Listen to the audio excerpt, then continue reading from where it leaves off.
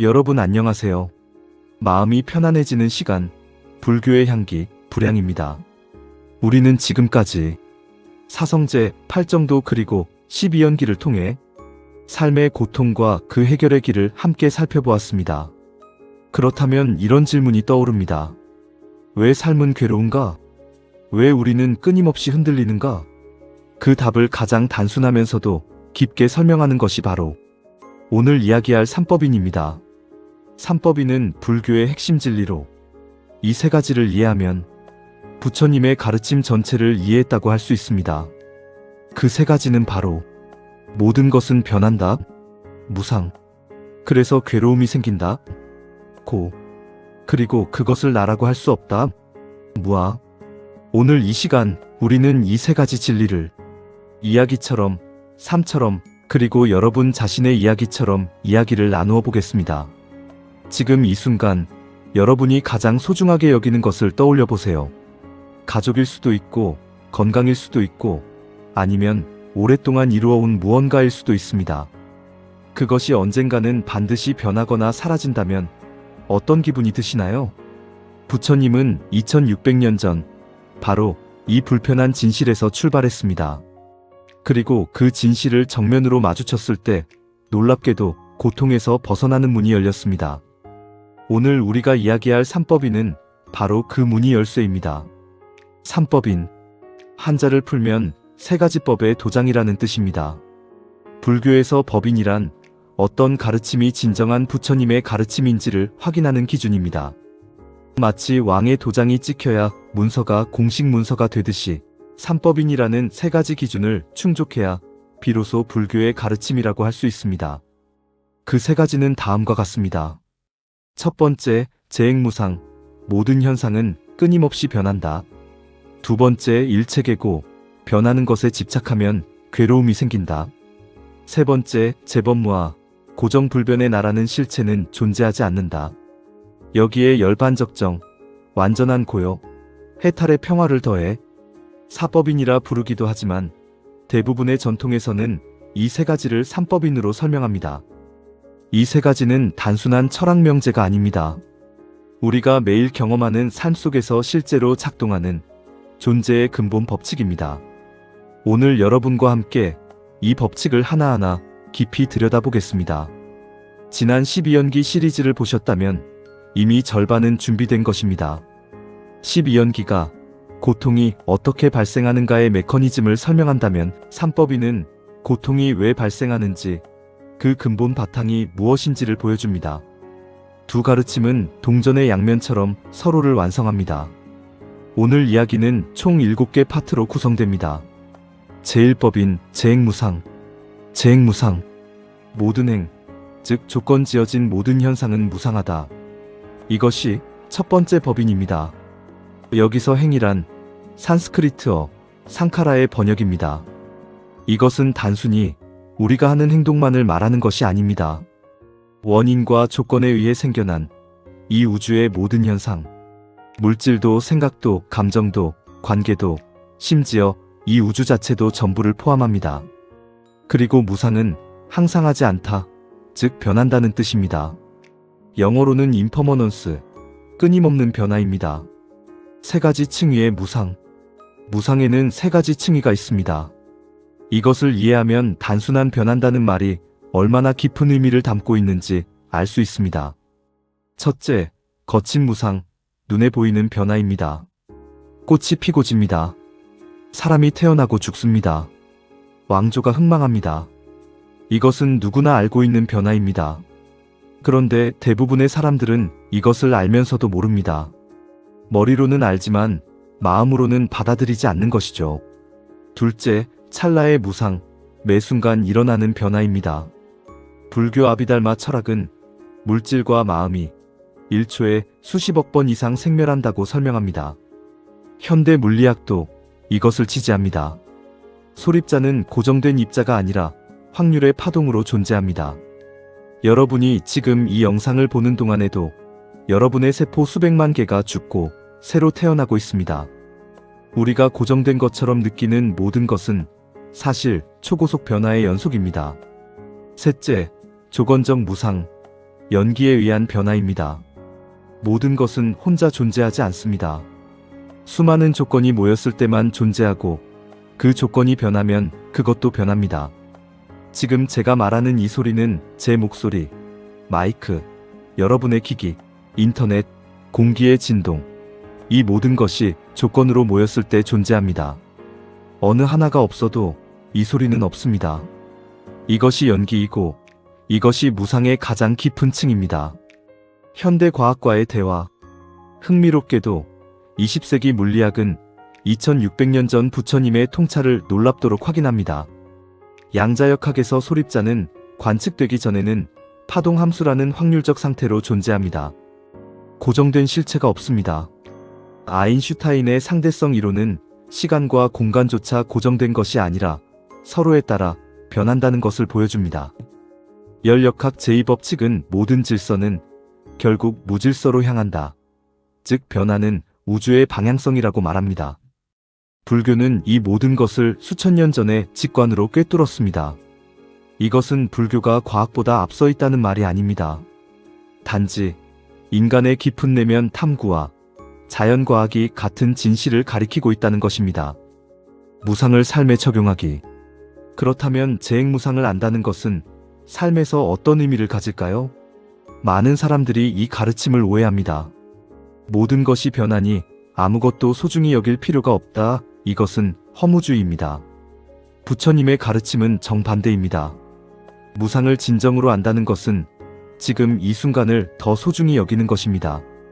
지금 곁에 있는 사람이 언제까지나 있을 것이라 착각하지 않기 때문에 지금 이 만남에 더 온전히 존재하게 됩니다. 지금의 건강이 영원하지 않음을 알기 때문에 지금의 몸을 감사히 여기게 됩니다. 선사들은 말했습니다. 피는 꽃이 더 아름다운 것은 그것이 지기 때문이다.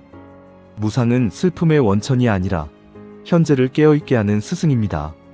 잠시 여기서 멈춰 생각해 보시겠습니까? 지금 여러분의 삶에서 변하기를 거부하고 있는 것이 있나요? 그것에 집착하면서 에너지를 소비하고 있는 것이 있나요? 재행무상의 가르침은 바로 그 집착을 내려놓는 법을 가르쳐 줍니다. 제2법인 일체계고. 일체계고. 모든 것은 괴로움이다. 아마 3법인 중에서 가장 많은 오해를 받는 가르침일 것입니다. 불교는 세상을 비관적으로 본다. 불교는 허무주의다. 이런 말을 들어보신 분이 있을 것입니다. 하지만 오늘 우리는 이 오해를 완전히 풀 것입니다. 먼저 고라는 글자를 살펴봅시다. 이것은 팔리어 두카의 번역입니다. 두카는 단순히 고통이 아닙니다. 이 단어의 어원을 보면 바퀴축이 맞지 않아 덜컹거리는 수레바퀴를 의미합니다. 무언가가 제자리를 벗어났을 때의 불편함, 어긋남, 불만족감, 이것이 두카입니다. 고의 세 가지 종류. 불교에서는 고를 세 가지로 분류합니다. 첫째, 고고, 직접적인 고통입니다. 신체적 통증, 질병, 사랑하는 사람의 죽음, 이별. 이것은 누구나 고통으로 인식합니다. 이 층위의 고는 설명이 필요 없습니다. 둘째, 괴고, 변화로 인한 고통입니다. 이것이 핵심입니다. 즐거운 것도 결국은 변하고 끝납니다. 맛있는 음식을 먹을 때의 기쁨도, 좋아하는 사람과 함께하는 시간도, 성공의 기쁨도, 그것이 변하거나 사라질 때 우리는 괴로움을 느낍니다. 그리고 그것이 사라지기 전에도 언젠가는 사라질 것이라는 불안이 그 즐거움의 그림자처럼 따라붙습니다. 즐거움 자체가 고통의 씨앗을 품고 있는 것이죠. 셋째, 행고, 조건 지어진 존재의 근원적 불안정입니다. 이것은 가장 미세하고 가장 깊은 층위의 고입니다. 특별히 고통스럽지 않은 평온한 순간에도 우리 존재 자체에는 근원적인 불안정함이 있습니다.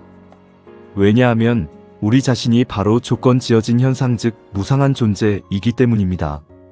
이 층위는 대부분의 사람들이 의식하지 못하지만 깊은 명상 상태에서 분명히 감지됩니다. 고통의 원인, 가래와 집착. 고통의 원인은 무엇일까요? 부처님은 이것을 가래라고 지목했습니다.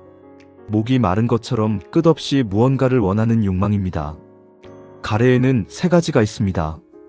감각적 욕망에 대한 가래, 맛있는 것, 예쁜 것, 즐거운 것을 끊임없이 원하는 것.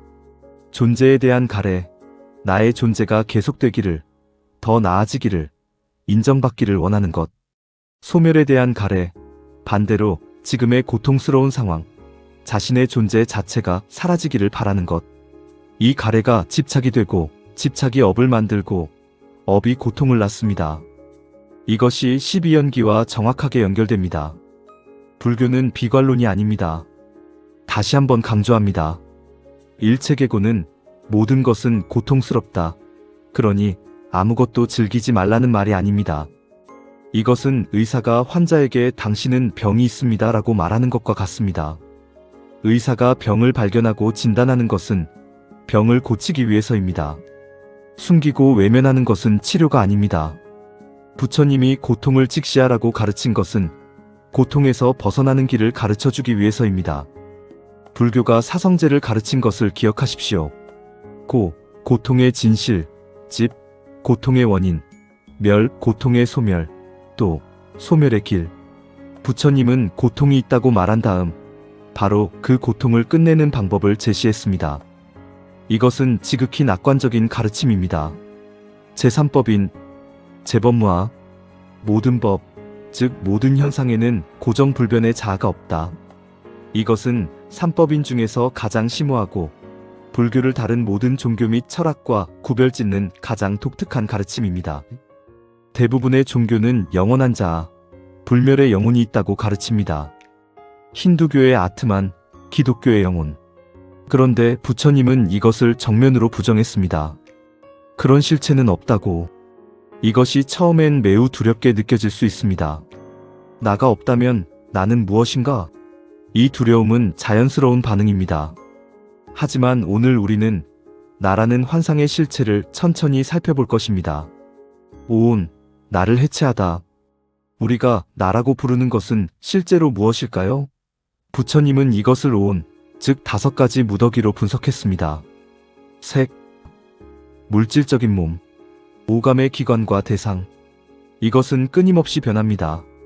지금의 내 몸은 10년 전의 몸과 원자 하나도 같지 않습니다. 수, 느낌. 모든 경험에는 즐겁다, 괴롭다, 무덤덤하다는 3가지 느낌 중 하나가 붙습니다.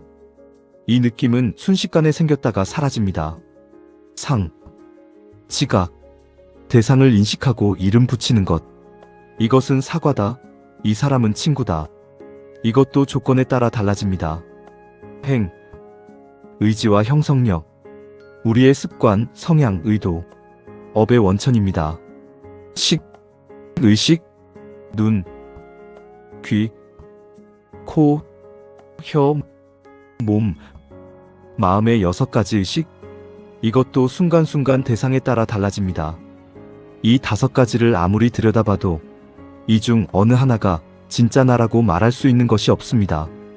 몸은 끊임없이 변하고, 느낌도 변하고, 생각도 변하고, 의지도 변하고, 의식도 변합니다. 그 어디에도 고정된 나는 없습니다. 우리가 나라고 부르는 것은 이 5가지 흐름이 임시로 모여있는 상태입니다. 무한은 허무가 아니다. 연속성의 문제. 여기서 자연스럽게 질문이 생깁니다. 고정된 나가 없다면 어제의 내가 나쁜 일을 했는데 오늘의 내가 왜 책임을 져야 하는가? 업은 어떻게 이어지는가? 불교는 이것을 불꽃의 비유로 설명합니다. 촛불에서 다른 초에 불을 붙일 때 2번째 불꽃은 첫 번째 불꽃과 같은 불꽃입니까? 다른 불꽃입니까? 같지도 않고 다르지도 않습니다. 이어지되 동일하지 않습니다. 이것이 윤회와 업의 전승을 설명하는 방식입니다. 나가 없다는 것은 아무것도 없다는 뜻이 아닙니다. 단지 고정불변의 영원한 독립적인 실체로서의 나가 없다는 것입니다. 그 자리에는 무엇이 있는가? 흐름이 있습니다. 연속성이 있습니다. 조건에 따라 생멸하는 과정이 있습니다. 이것을 불교는 찰나적 자아의 연속이라고 봅니다. 무아와 해방, 자아의 감옥에서 나오기. 재법무아가 단순한 철학 논쟁이 아닌 이유는 이것이 바로 해탈의 열쇠이기 때문입니다. 우리의 고통 대부분은 나라는 자아의식에서 비롯됩니다. 내 것, 나를 무시했다. 내가 옳다. 내가 손해봤다. 이 모든 것은 고정된 자아가 있다는 믿음 위에 세워집니다.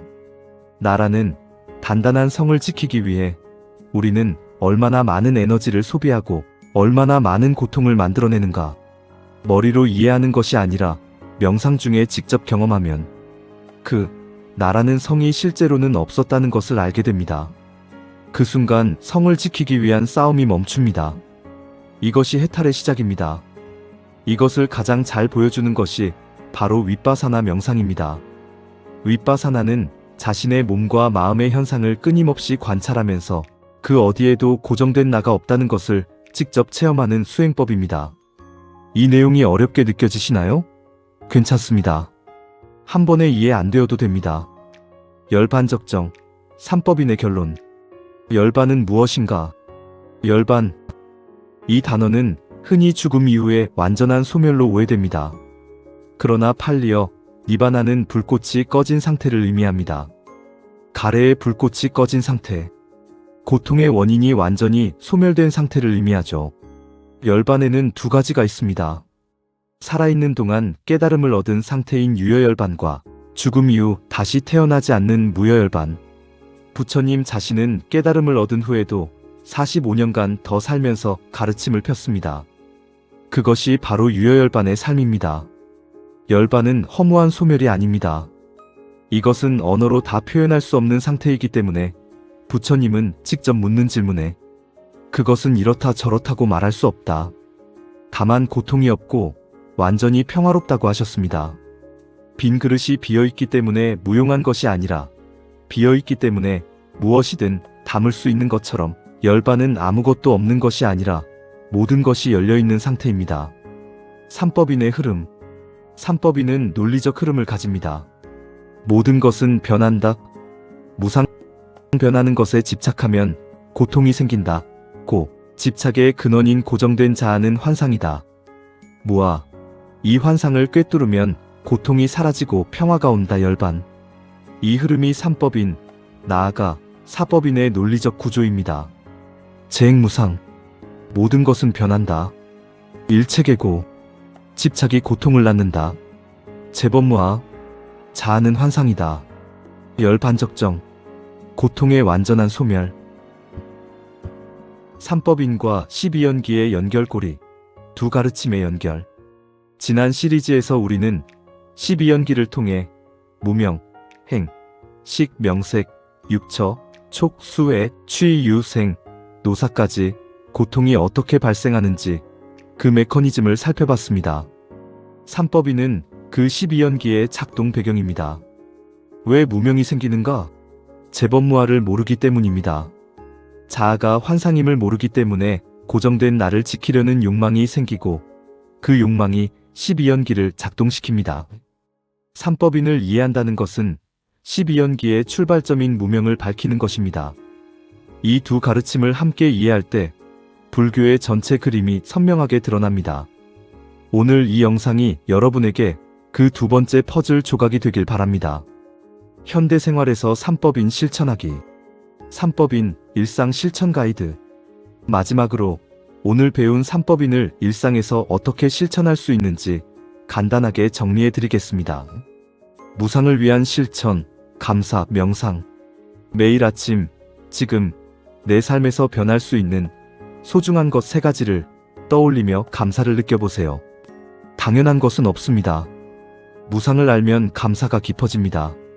고를 위한 실천, 감정 관찰.